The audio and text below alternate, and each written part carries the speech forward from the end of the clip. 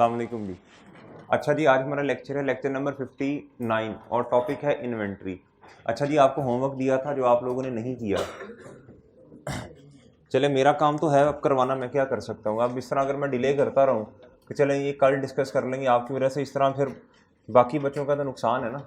जो नहीं करके आए उन्होंने तो कसम खाई है ना कि अपना नुकसान करना है उन्होंने। उनको तो असर ही नहीं होता ना, जो मर्जी कहते रहे आप। अब आप लोगों की वजह से ऑनलाइन वाले बच्चों को तो नहीं मैं डिस्टर्ब कर सकता ना, उनको भी डिले करवाता रहूँ। और जो करके आए हैं ना, उनको कुछ, उनका क्या कसूर है। अच्छा जी, कल से जो होमवर्क नहीं करके आएगा ना, वो क्लास में नहीं बैठेगा, ठीक है जी। मैंने ये कभी नहीं कहा कि अब 20 क्वेश्चन है, ठीक है 2-4 नहीं हुए आपसे, इसमें कौन से ऐसे थे जो नहीं होने वाले थे, 2-3 ऐसे होंगे, बाकी तो सीधे सीधे थे। क्या था इसमें जी, which of the following is not included in cost of purchases. इसमें उसने ना पीरियोडिक की बात की है ना परपेचुअल की बात की है, उसने जनरल बात की है। एक उसने क्या बात की है, जनरल बात की है उसने। इसमें फ्रेट इन मैंने कहा था ये होता है कैरेज इन होता है, ठीक है जी। अच्छा जी, ये मैंने कहा था कन्वर्जन कॉस्ट वाला एमसीक्यूज मैं बाद में बताऊंगा, मुझे एक दफा अकाउंटिंग फॉर मैन्युफैक्चरिंग करवा लेने दें, फिर इसके बाद आ जाएं। कहता है after preparing draft accounts Simon reviews her closing inventory. She discovers that some items included at cost of rupees कितनी, कॉस्ट कितनी है 2600, can be sold for rupees कितना 2550। ये क्या है, कैन बी सोल्ड, ये एस्टिमेटेड सेलिंग प्राइस है। क्या है, after incurring selling cost of rupees जी। हमने इन्वेंट्री को किस पे रिकॉर्ड करना होता है, लोअर ऑफ। भाई सुन लें आप भाईजान, सुन लें आप, ठीक है जी। लोअर ऑफ पे रिकॉर्ड करना होता है। लोअर ऑफ किसका, कॉस्ट एंड जी, कॉस्ट बताएं जरा मुझे, और एनआरवी बताएं। एनआरवी की कैलकुलेशन करनी पड़ेगी, एस्टिमेटेड सेलिंग प्राइस, ईएसपी लिख रहा हूं बस मैं, कितनी है। ओहो, एस्टिमेटेड सेलिंग प्राइस बताएं 2550, और एस्टिमेटेड सेलिंग कॉस्ट बता दें जी, बताएं शाबाश। एनआरवी बता दें कितनी है, 2485 जी। बताएं किस पे स्टॉक को रिकॉर्ड होना चाहिए, तो रिकॉर्डेड किस पे है, उसने खुद अगर नाम भी बताया हो तो हमें पता है कॉस्ट पे रिकॉर्ड किया होगा, ठीक है जी। तो मुझे बताएं रिकॉर्ड से क्या मुराद है, यानी एसओएफपी में as a current asset record किया होगा ना हमने इसे जी। करंट एसेट क्या, इन्वेंट्री के नाम से या स्टॉक के नाम से जी। कितने पे रिकॉर्डेड है, 2600 पे। हमें क्या करना पड़ेगा, कितने से कम कर दें इसे, असल में रिकॉर्ड कितने पे होना चाहिए 24, तो कितने से कम करूं कि ये आ जाए 115 सही है भाई। इतने पे रिकॉर्डेड था ना, ये देख लो ना भाई, इतने पे क्या था असल में ना, ये आ रहा होगा ट्रायल बैलेंस के अंदर, क्या, क्लोजिंग स्टॉक। अच्छा, आप किस मेथड के मुताबिक, अच्छा ये बात मैंने आपको नहीं बताई वैसे अभी, छोड़े ये बस सादा बात, ये कितने पे आ रहा होगा, नहीं 26 पे आ रहा होगा ना। हमने कितने की एडजस्टमेंट करनी है, जब हम बना रहे होंगे, जब हम मेरे भाइयों बना रहे होंगे एसओएफपी, तो हम ये अमाउंट कहीं ना कहीं से निकाल के इधर लिखेंगे, ठीक है। अभी मैं थोड़ी देर के बाद बताऊंगा क्लोजिंग, एक पहचान होती है पीरियोडिक की और एक परपेचुअल की, सही है भाई, वो भी बताता हूं थोड़ी देर के बाद। ये हम कहीं से तो उठा के लिखेंगे ना, सही है। अच्छा, तो ये -115 किया तो असल में कितने से आना चाहिए था, आ गया भाई, ठीक है। सबसे पहले क्या होती है, डबल एंट्री। फिर उसके बाद क्या होता है, लेजर बनता है, लेजर के बाद ट्रायल बैलेंस में चीज, फिर ये स्टेटमेंट ऑफ फाइनेंशियल पोजीशन और statement of profit and loss हम बना रहे होते हैं। हम ये 2600 कहीं ना कहीं आ रहा होगा, मेरा ना कहीं से कुछ मुराद है। अब जरा बात सुन लीजिएगा, चले लगे हाथों देख ही लें भाई। एक सिस्टम में पीरियोडिक, दूसरा है परपेचुअल। जो पीरियोडिक सिस्टम होता है ना, उसमें आपको पता है क्लोजिंग स्टॉक रेडीली अवेलेबल नहीं होता। हाँ, परपेचुअल के अंदर आपको पता था सिस्टम में इतने की चीजें पड़ी हुई हैं, ठीक है भाई। आप ना थोड़ा सा सोच के मुझे बताएं जरा, हमने क्लोजिंग स्टॉक का पता चलाना है पीरियोडिक के अंदर, हमें तो नहीं पता, कैसे पता चल सकता है? कैसे पता चल सकता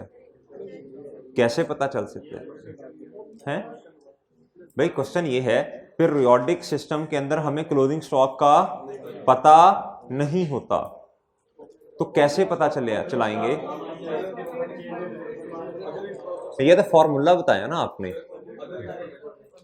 नहीं, देखें, जैसे ही पीरियड एंड आता है या ईयर एंड आएगा, हम क्या करेंगे, अब जो मैनेजमेंट है वो स्टॉक को फिजिकली गिन लेगी, स्टॉक टेकिंग कर लेगी, ठीक है भाई। अब ये फर्म्स में इंशाल्लाह जाएंगे ना, तो ये स्टॉक टेकिंग का एक प्रोसीजर होता है, एक प्रोसेस होता है, ठीक है, ये एक प्रोसीजर होता है। आज पहले तो फिजिकल स्टॉक काउंट ही होता था, जब से कोविड आया ना, फिर वर्चुअल स्टॉक काउंट भी होना शुरू हो गया ऑनलाइन, ठीक है जी। कैमरे लगे होते थे, उधर से हम देख लेते थे, अच्छा ये चीजें इधर पड़ी इतने की, ठीक है भाई। तो स्टॉक टेकिंग एक क्या है, प्रोसीजर है। पीरियोडिक में चूंकि हमें रेडीली क्लोजिंग स्टॉक अवेलेबल नहीं होता, तो भाई कैसे पता चलाएंगे? फिजिकल काउंट करके या वर्चुअल काउंट करके। सही है जी, समझ आई बात? उधर से हमें किस चीज का पता चल जाएगा? हाँ भाई, इतनी चीजें पड़ी, इतने की पड़ी। इससे हमें क्या पता चल जाएगा?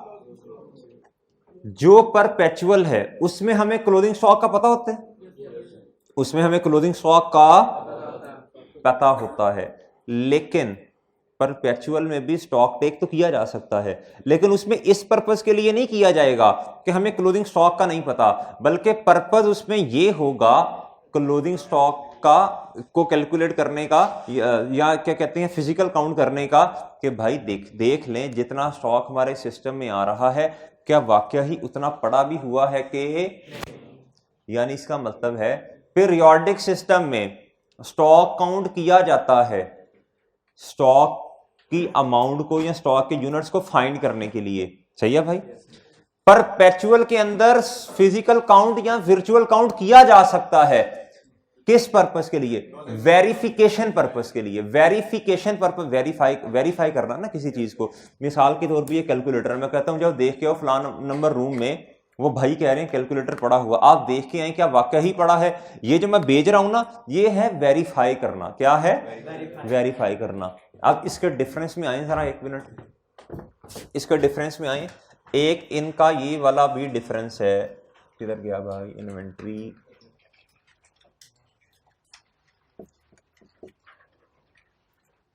अच्छा एक बात और,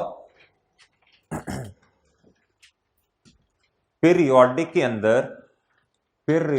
अंदर जो ट्रायल बैलेंस है, जो पीरियोडिक के अंदर ट्रायल बैलेंस होगा,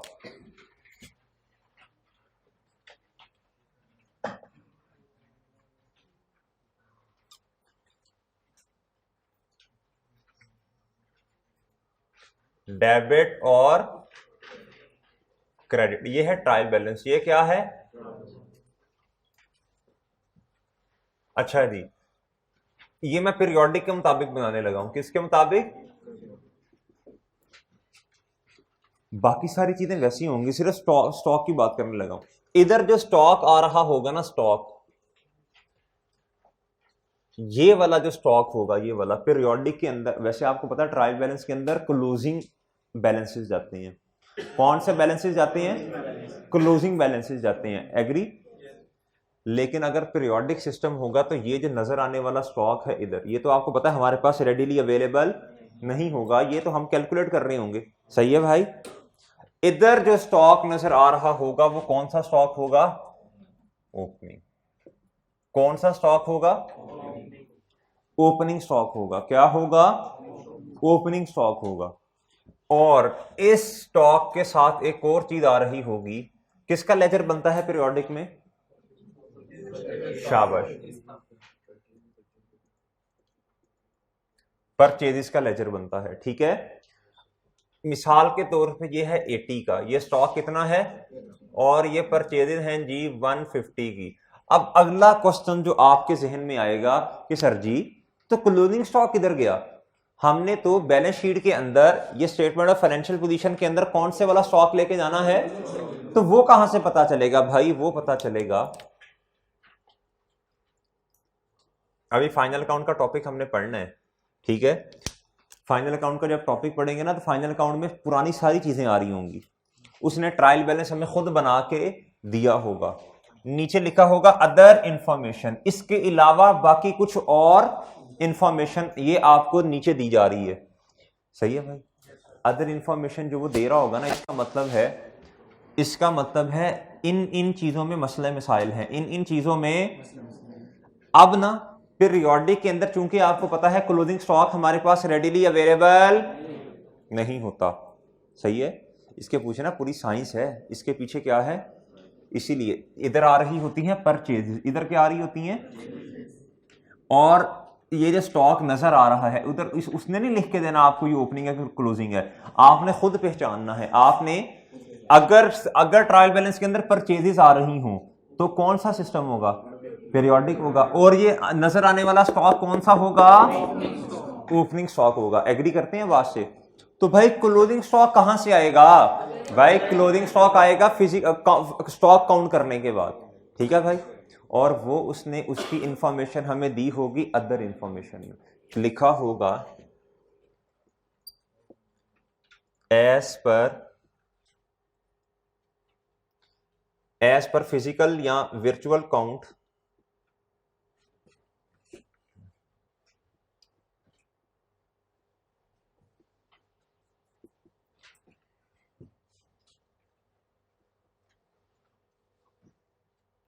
inventory in the warehouse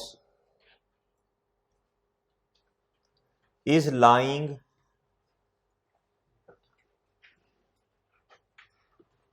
amounting to rupees 100।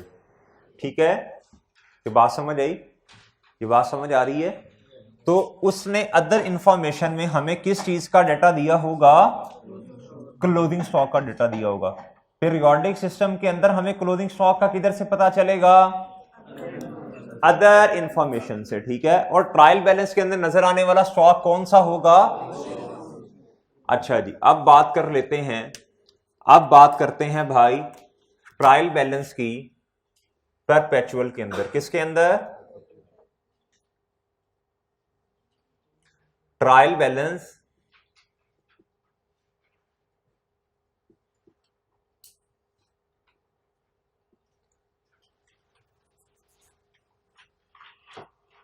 ये है जी डेबिट, और ये क्या है? अब मुझे बताएं इधर कौन से लेजर्स आ रहे होते हैं परपेचुअल के अंदर? इन्वेंट्री और शाबाश, इधर आएगा कॉस्ट ऑफ सेल, क्योंकि हमारे पास रेडिली अवेलेबल होती है लेजर कार्ड से। और कौन सा लेजर? इन्वेंट्री या फिर ये देखें ना स्टॉक। इधर मुझे बताएं ये कौन से वाला स्टॉक है? ये कौन से वाला स्टॉक है? शाबाश, इधर क्लोजिंग उसने नहीं बताया होगा। ये क्यों क्लोजिंग स्टॉक इधर आ रहा है, इधर ओपनिंग? भाई देखें, ये स्टॉक हमें पता होगा, हमारे सिस्टम में आ रहा होगा वो वाला जो स्टॉक है। अच्छा, सिस्टम में स्टॉक आ रहा, वो चाहे गलत है या सही हो, बात की बात है, अभी फिलहाल वो वेरीफाई कर लेंगे, अभी आ तो रहा है ना। इधर मिसाल के तौर पे जो स्टॉक आ रहा है 100 का, और इधर कॉस्ट ऑफ सेल समझ लें, चले मैं वैसे नंबर लिख रहा हूं 120 का आ रहा है। ठीक है जी, सही है। इधर अब ना थोड़ी बात समझिएगा, एक दफा देख लें, ये ट्रायल बैलेंस आपके सामने है, ये इंशाल्लाह भी हमने फाइनल अकाउंट के क्वेश्चन करने हैं, उसके लिए हेल्पफुल होगा। ये परपेचुअल के अंदर कॉस्ट ऑफ सेल, अगर कॉस्ट ऑफ सेल आ गई तो ये कौन सा सिस्टम है? और ये स्टॉक कौन सा है? अगर ट्रायल बैलेंस के अंदर परचेजेस आ गई तो ये कौन सा सिस्टम है और ये स्टॉक कौन सा है। अब बात समझिएगा, एक बात छोटी सी करने लगा हूं, इंशाल्लाह समझ जाएंगे। देखें, हमें क्लोजिंग स्टॉक का तो पीरियोडिक के अंदर पता, ओपनिंग का कहां से पता चल जाएगा, पिछले साल के डेटा से पता चल जाएगा ना। अब ना इसके पीछे ना पूरी रॉकेट साइंस है, ये ऐसा क्यों होता, ये ट्रायल बैलेंस के अंदर क्यों आ रहा होता भाई। असल में ना इसके पीछे बहुत ज्यादा लॉजिक्स हैं, मैं उसमें नहीं जा रहा, बस इतनी बात याद कर लेंगे, इतनी सी बात याद कर लें, ठीक है। अच्छा, अब ना ये डिफरेंस लिखा हुआ है, ये बात याद रहेगी, ये बड़ी अहम बात है। इधर डिफरेंसेस किधर हैं भाई, कहता है ये परपेचुअल है, कहता closing stock figure is readily available through laser card practically through system. ये हमें परपेचुअल के अंदर कहां से भाई पता चल जाती है क्लोजिंग स्टॉक की अमाउंट, लेजर कार्ड से, प्रैक्टिकली कहां से, सिस्टम से। And for verification purposes management conduct stock, ये क्वेश्चन आया तो नहीं कभी, आ सकता है कि भाई कौन सा सिस्टम ऐसा है जिसमें क्लोजिंग स्टॉक जो है वो स्टॉक काउंट किया जा सकता है वेरिफिकेशन पर्पसेस के लिए, कौन सा सिस्टम है। फिर एक क्वेश्चन ये भी आ सकता है भाई वो कौन सा सिस्टम है जिसमें स्टॉक काउंट किया जा सकता है क्लोजिंग स्टॉक को फाइंड करने के लिए।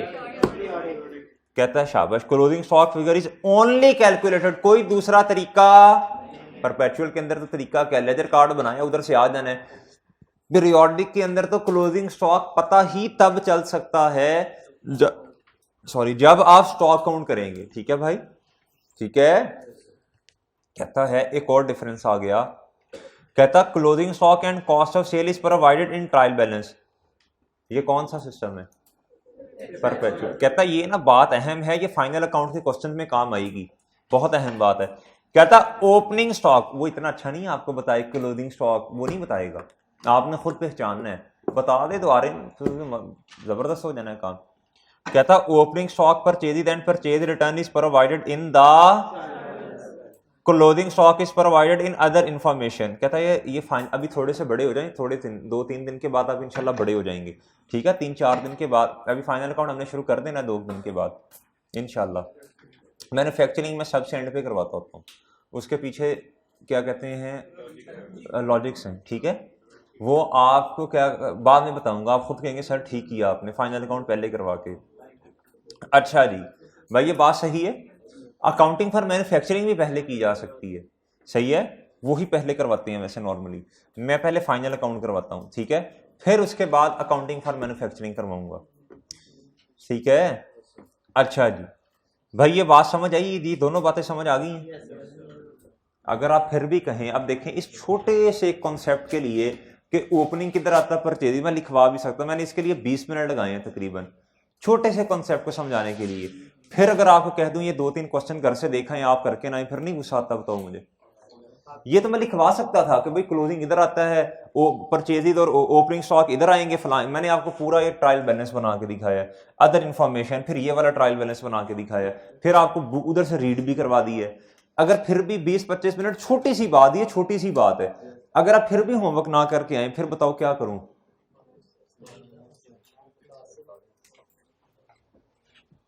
अच्छा जी,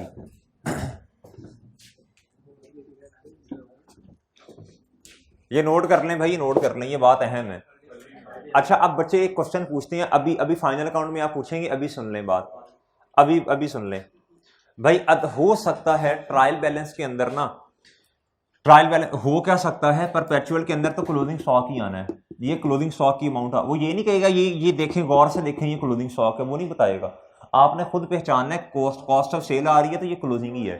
हाँ, अदर इंफॉर्मेशन में हमें ये कह सकता है जो स्टॉक आपने रिकॉर्ड किया हुआ है उसमें मसला है, उसमें इधर मसला नहीं बताएगा, इधर तो क्लोजिंग स्टॉक की अमाउंट बताएगा ना, इधर मसला बता रहा होगा, कहेगा जो आपने रिकॉर्ड किया ना उसमें मसला है, असल में कुछ उसमें डैमेज भी था, कुछ फलां था, इस तरह की चीजें आ सकती हैं इधर, इस तरह की चीजें इधर, तो जहन में रखिएगा जरा, ठीक है। मसला इधर भी आ सकता है, मसला इधर भी आ सकता है, ठीक है, क्लोजिंग स्टॉक में, कहता इतना रिकॉर्ड किया था, आगे मसले मसाइल बताएगा। लेकिन एक बात हमेशा याद रखिएगा, इधर आपको क्लोथिंग स्टॉक की अमाउंट इधर कहीं से भी पता नहीं चल रही होगी, सिर्फ कहां से पता चलेगी? मसले से मुराद मेरा पता क्या है, क्लोथिंग स्टॉक आपने देखा जी इतना है, लेकिन उसमें से कुछ स्टॉक डैमेज है, कुछ इस तरह है, तो वो एनआरवी की तरफ ले जाएगा आपको। कौन सी वाली एडजस्टमेंट की तरफ ले जाएगा? जिधर भी कह देना, जिधर भी कह दे स्टॉक इतना पड़ा हुआ है, उसमें से इतना ऑब्सोलीट या डैमेज है, या कोई भी कहानी सुनाए, इसका मतलब है आपको किसकी कैलकुलेशन की तरफ लेके जा रहा है। आप समझ जाएंगे, समझ जाएंगे ना। ये बात याद रखिएगा गौर से, ये बात अहम है। जिधर भी कह देना क्वेश्चन में, जिधर भी कह दे, या इन्वेंटरी के अपने सेपरेट क्वेश्चन में कह दे या फाइनल अकाउंट के क्वेश्चन में कह दे, इतना स्टॉक पड़ा हुआ है वेयर हाउस में, हमने स्टॉक अकाउंट से पता किया, उसमें से 70% या फला फला फला इतने यूनिट्स जो हैं वो डैमेज हैं। आपने कहना है भाई कौन किसकी तरफ लेके जा रहा है हमें। समझ आएंगे, अल्लाह करे समझ जाए। अभी तक तो समझ नहीं आई आपको वैसे जी। बोल, बोला है तू, बोल ना, ऊंची बोल। मैं ही समझा रहा हूँ पिछले 3 महीनों से, यार होमवर्क करके आया करो, होमवर्क करके आया करो।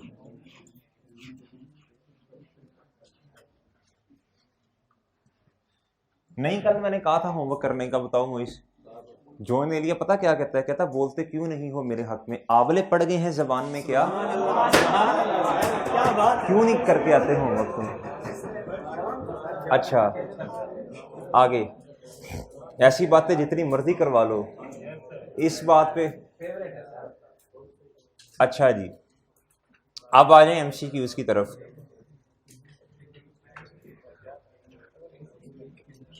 अच्छा भाई, इधर मैंने क्या लिखा था,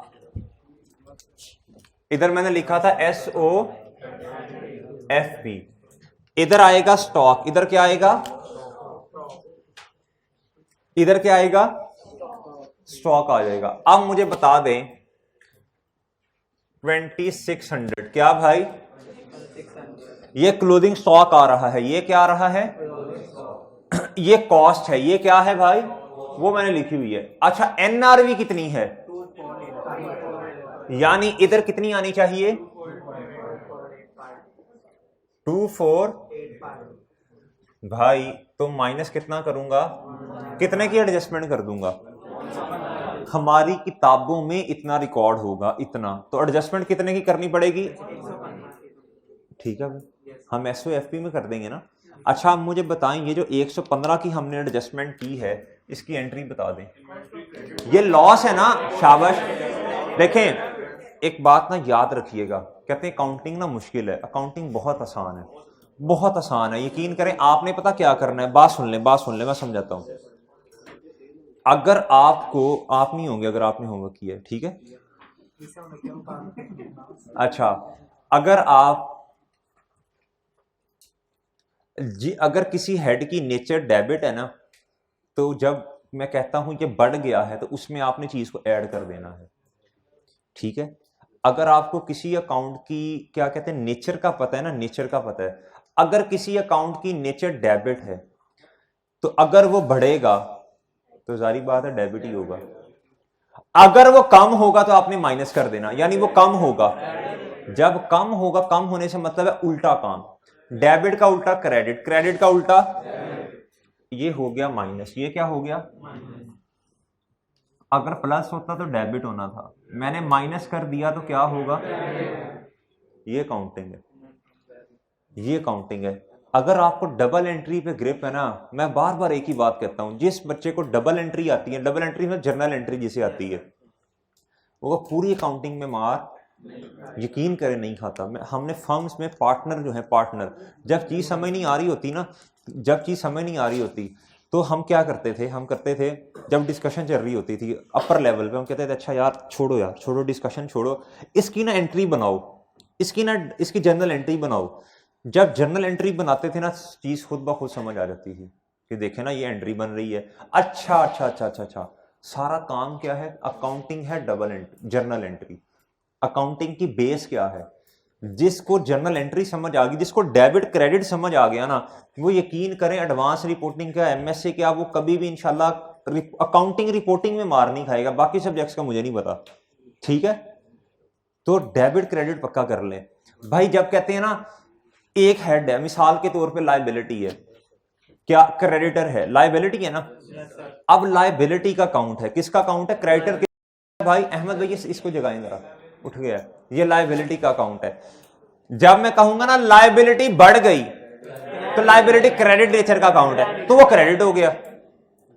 अगर मैं कहूंगा ना पैसे दे दिए, तो लायबिलिटी कम होगी। आपने डबल एंट्री जब करनी है, तो लायबिलिटी को क्रेडिटर को डेबिट कर देना। और जारी बात है, जब काम होगी तो लक्ष्मी दी होगी ना, कैश या बैंक की। वैसे तो कोई तरीका नहीं है लायबिलिटी कम होने का, ठीक है, कैश या बैंक की होगा, तो वो क्या आ जाएगा, वो एसेट है। वो क्या है, एसेट, डेबिट नेचर का काउंट है। वो कम होगा तो क्रेडिट होगा। डबल बन की जर्नल एंट्री। डबल एंट्री मेरे मुंह से बार बार निकलता है, असल में डबल एंट्री होती है, कंपाउंड तो कभी कभी होती है ना, ठीक है, बात समझिए। ये काउंटिंग है, ये क्या है, ये काउंटिंग। अगर पेपर में भी आपका क्वेश्चन आ गया इस तरह का टेक्निकल सा क्वेश्चन, अगर आप इस एंगल से, इस पॉइंट ऑफ व्यू से सोच लेंगे ना, यकीन करें डबल एंट्री हम खुद बनाते जाएंगे, कोई मसला नहीं है। अब इसकी मुझे बताएं जरा, ये 115 की क्या एंट्री की, ये स्टॉक है, ये क्लोजिंग इन्वेंट्री है जी, बताओ शाबाश, इसकी क्या एंट्री बनेगी, क्लोजिंग इन्वेंट्री, स्टॉक क्रेडिट हो गया जी। स्टॉक या इन्वेंट्री क्या हो गई,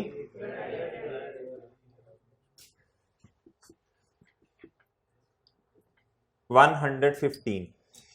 और एडजस्टमेंट सिर्फ उस अमाउंट की करते हैं जिसमें मसला, मुंह उठा के इसकी नहीं कर देनी 2485।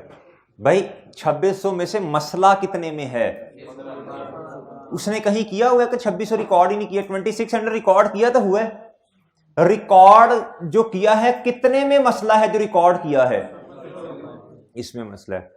अच्छा भाई, अब डेबिट भी कुछ होगा।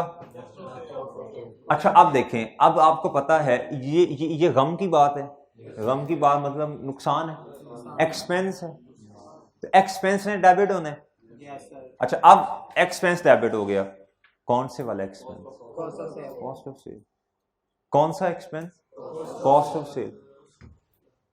कल मैंने आपको एक बात बताई थी, कल मैंने कहा था, मैंने लॉसेस के बारे में कुछ कहा था, सिर्फ एक नॉर्मल और एब नॉर्मल। कौन से वाला लॉस था जिसमें एडमिन एक्सपेंसेस में लेके जा रहा था, जिसे मैं हैं एब नॉर्मल। एब नॉर्मल देखो, एब नॉर्मल लॉस जो है ना वो कॉस्ट ऑफ सेल में ही आना है। एब नॉर्मल लॉस जो था ना, देखिए अनएक्सपेक्टेड था, सही है। अगर वो देखो, एक सादा चीज, एक बात समझा दूंगा आपको, वैसे छोटी सी बात समझा दूंगा आपको। देखें, जब नॉर्मल लॉस है ना, नॉर्मल लॉस है वो कॉस्ट ऑफ सेल तक ही रहना है। उसकी रीजन पता क्या है, ये एनआरवी की एडजस्टमेंट है ना, ये नॉर्मल लॉस, ये नॉर्मल है, ये नॉर्मल है, ये क्या है, अच्छा ये लॉस नहीं है, नॉर्मल या नॉर्मल लॉस नहीं है, ये वैसे बात कर रहा हूं, ये कॉस्ट ऑफ सेल में रहनी है। Sale less cost of sale GP आ जाएगा, क्या आ जाएगा, ग्रॉस प्रॉफिट। भाई जो अनएक्सपेक्टेड लॉस है ना, अगर आप उसे जीपी से ऊपर माइनस कर देंगे तो बेड़ा गर्क हो जाएगा। क्यों, रीजन भाई देखें, ग्रॉस प्रॉफिट वो होता है, आपने एक चीज ली जो स्पेसिफिकली परटेन कर रहा होता है उस गुड से, किससे, उस गुड से रिलेटेड जो खर्चे खुर्चे उससे रिलेटेड जो चीजें होती हैं ना, वो कॉस्ट ऑफ सेल में आती हैं। सेल उस चीज की लेस उसकी कॉस्ट ऑफ सेल, आपके पास क्या आ गया, अगर आप अनएक्सपेक्टेड लॉसेस को भी उधर रिकॉर्ड कर देंगे तो भाई उस गुड, वो जो गुड थी उससे रिलेटेड जितनी परसेंटेज आनी है प्रॉफिट की, उसका क्या कसूर है भाई, वो कम हो जाएगी ना। अगले साल तो वो अनएक्सपेक्टेड लॉस नहीं आएगा ना, नहीं इधर गर्मी है, इधर तो ठीक होगा ना, नहीं कोई मसला नहीं, चल रहने दें आज। वो जो गुड होगी ना, वो जिसमें ग्रॉस प्रॉफिट आ रहा होगा, वो अगले साल तो अनएक्सपेक्टेड लॉस नहीं ना आना, वो तो नहीं आएगा।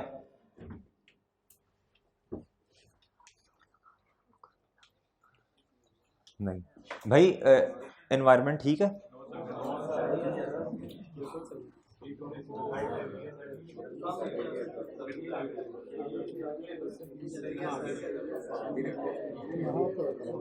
हैं भाई सफोकेशन है कि नहीं है बता दें।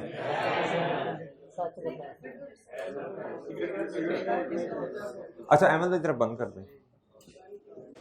अच्छा जी भाई तो अनएक्सपेक्टेड आजे अनएक्सपेक्टेड जो लॉस है ना वो हमने एडमिन एक्सपेंसेस में से माइनस करना है, ठीक है भाई।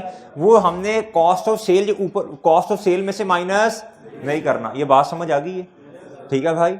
ये एनआरवी की क्या है, एडजस्टमेंट है। क्या है, एडजस्टमेंट है। अब आप आ जाएंगे जरा, अब वो कहता है अगली बात पढ़ें, कहता है what effect will any require adjustment have on Sima's profit. कहता है अगर आप ये वाली एडजस्टमेंट कर लेंगे तो, क्या गलत नाम ले लिया मैंने, अगर ये वाली एडजस्टमेंट आप कर लेंगे तो कहता है प्रॉफिट पे क्या इंपैक्ट पड़ेगा बता दें भाई। कॉस्ट ऑफ सेल जब बढ़ जाएगी तो प्रॉफिट कितने से। अब सवाल सुन लें, उसने तो नहीं पूछा, मेरा सवाल सुने, ग्रॉस प्रॉफिट कम होगा या नेट प्रॉफिट। भाई मैंने ये बात बताई है, दोनों प्रॉफिट। जीपी से ऊपर अगर मसला है ना, सुन लें, अगर जीपी से ऊपर मसला है तो जीपी ने तो इफेक्ट होना ही होना है। अगर अब्बा जी में मसला है तो अब्बा जी में तो है ही है, बच्चे में भी है। अगर बेटे में मसला है तो अब्बा जी में नहीं आएगा, ठीक है।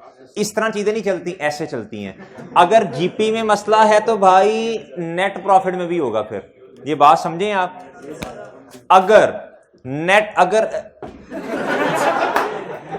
अगर एक्सपेंसेस, अगर ऑपरेशनल एक्सपेंसेस में मसला है तो भाई फिर इसका मतलब है जीपी में कोई मसला नहीं, नेट प्रॉफिट में मसला है। सही है। कौन? नहीं वो तो कहते हैं हमने बैठ रहे हैं क्लास में, यकीन करें। वो तो ऐसे ही गए हैं ना कि अच्छा जी, वो तो कहते हैं हमने बैठना है क्लास में। वो बाकी वो एसएम जो आता होता है वो भी कहता है हमने बैठना है क्लास में। मैं कहता हूँ आ जाए यहाँ पे। अच्छा जी,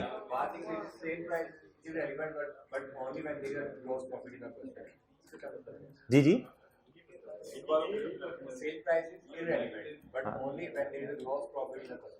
ये किधर लिखा है बताओ ना, किसके साथ लिखवाई थी ये बताओ ना।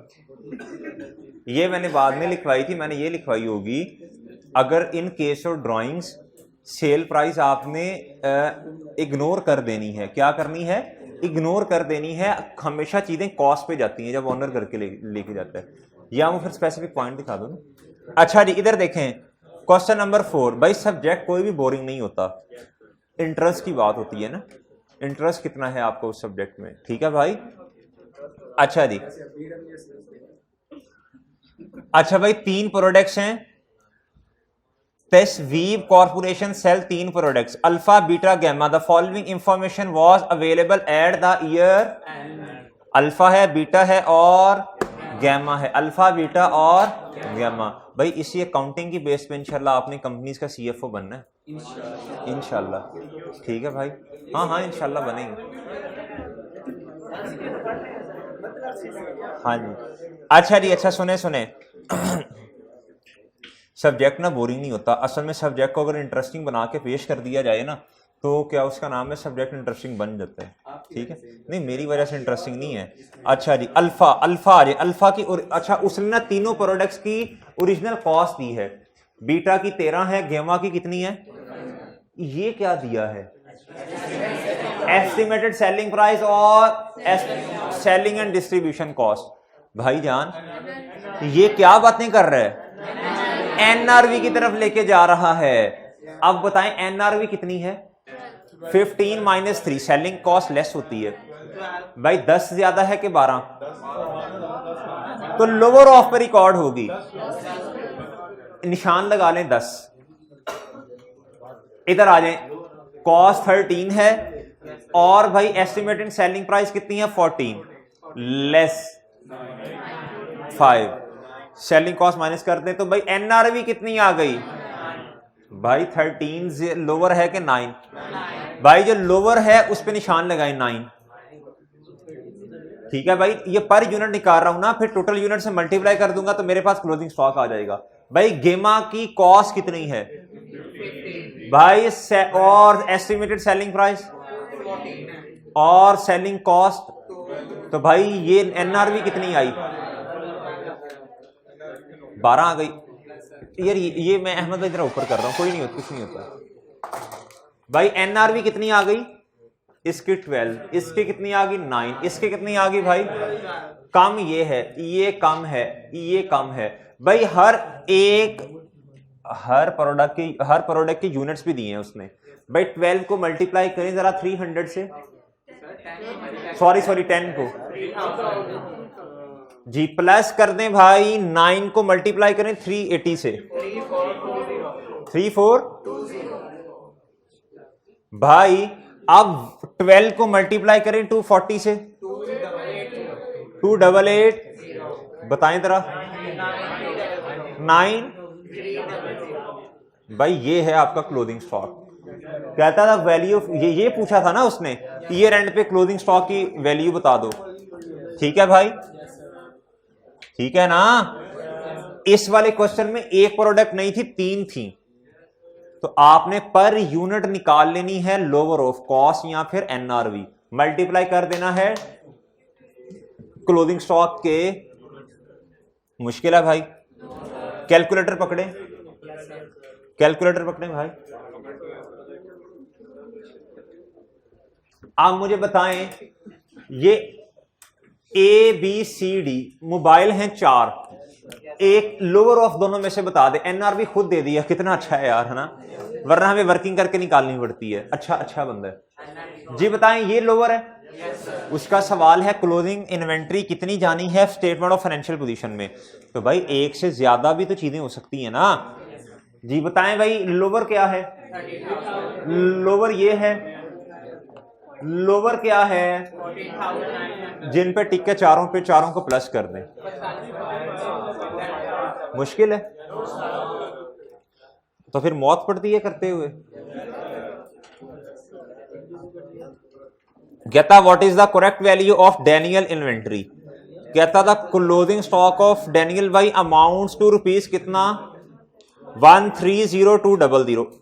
ये क्या है, ये क्या दिया हुआ है इसने, the closing stock of Daniel, ये क्या है दानियाल, ये कॉस्ट है, ये क्या है, ये है जी कॉस्ट। शाबाश।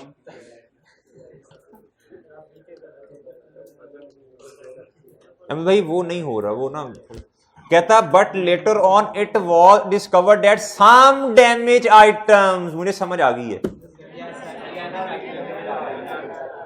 कहता were included having cost of. अच्छा भाई, अब ना एक ना बात का जवाब देना है आपने, मुझे एक बात का ना आपने जवाब देना है। कहता है एक अब्बा जी हैं, उनके एक ही होते हैं वैसे, अब्बा जी हैं, अब्बा जी के ना 4 बेटे हैं, अब्बा जी के ना 4 बेटे हैं, कितने, कहता है 3 अच्छे हैं, जो एक है ना ये नखट्टू है, क्या है। आप मुझे बताएं, आप मुझे नहीं, आप माशाल्लाह अच्छे हैं। अच्छा जी, अब 4 बेटे हैं अब्बा जी के, 3 अच्छे हैं, एक नहीं डैमेज नहीं, एक जो है वो बात बूत नहीं इतनी, मतलब कि उसमें है कोई इशू होगा। ठीक है भाई, वो अब्बा जी को मतलब कि बात ही नहीं मानता, अपनी मनमानियां करता है। सही है भाई। अच्छा अब मुझे बताएं, अगर कोई पूछेगा 4 में से सही कितने हैं, मसला किसमें है, वो जो एक है उसमें मसला है।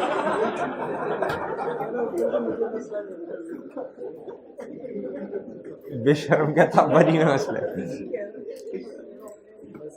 4 बेटे हैं, मसला एक में है, 3 बिल्कुल। आप जब अब्बा जी ने समझाना है, उन 3 बेचारों की तो क्लास नहीं होनी चाहिए ना, वो तो सही है, 3 में तो मसला नहीं है। ये यकीन करें तो खड़े खड़े मिसालें जहन में आती हैं। अच्छा अब जब वो क्या कहते हैं, जिसमें मसला है, जिसमें इशू है, अब्बा जी को उसे समझाना चाहिए। यानी सादा अल्फाज में, अकाउंटिंग की जुबान में एडजस्टमेंट उस एक में करनी चाहिए, उसे समझाना चाहिए। अब ये वाला जरा पढ़ें, ये पढ़ें जरा। कहता है सम डैमेज आइटम्स वर इन सम का मतलब लिख लें इधर, अब्बा जी के 4 बेटे, एक में मसला है। सम का मतलब है कुछ में मसला है, ये सारा का सारा गलत। कहता है total repair cost is expected to be 3500। ये किसकी बात कर रहे हैं? कहता है ये जो हम ट्री नहीं बनाते, कहता कॉस्ट कितनी है 130200। कहता है इसमें से 25,000 जो है ना उसमें क्या है, तो सही कितने हैं बताओ? ये तो सही है ना?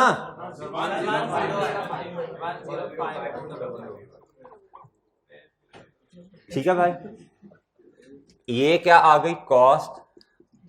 तुझे जो तमगा मिला हुआ है ना मैथ में वो भी मुझे पता है भाई। इधर आ जाए, इधर इसकी तो कॉस्ट यही रहनी है ना, इसकी भी यही है। अब आगे कह रहा है total repair cost is expected to be 35। कहता after repair these could be sold for rupees कितना। ये क्या कह रहे हैं? शाबाश, इसमें तो मसला नहीं है ना, ये तो इतने से ही आना है भाई। इसकी एनआरवी निकालनी पड़ेगी हमें, इसकी एस्टिमेटेड सेलिंग प्राइस बताएं मुझे। अच्छा वैसे मैं इधर ही ना कर दूं, इधर ही ना इस तरह 18,000 माइनस इसकी एनआरवी बताएं जरा। 14,000 ये कितने से आएगा इधर बताएं ना। क्लोथिंग स्टॉक एसओएफपी में कितने से जाएगा बताएं, लोअर बताएं ना दोनों में से जी बताएं। एसओएफपी में दोनों को प्लस कर दें 19। ये बात समझ आई आपको भाई? जिसमें मसला नहीं है उसको ना छेड़ें आप, ठीक है? भाषण किसको दें? वो जो एक है, ठीक है? इन दोनों में से लोअर क्या है? एनआरवी पर रिकॉर्ड करें ना चीजों को। तो आपका क्लोजिंग स्टॉक इस टाइम कितने पे आना चाहिए?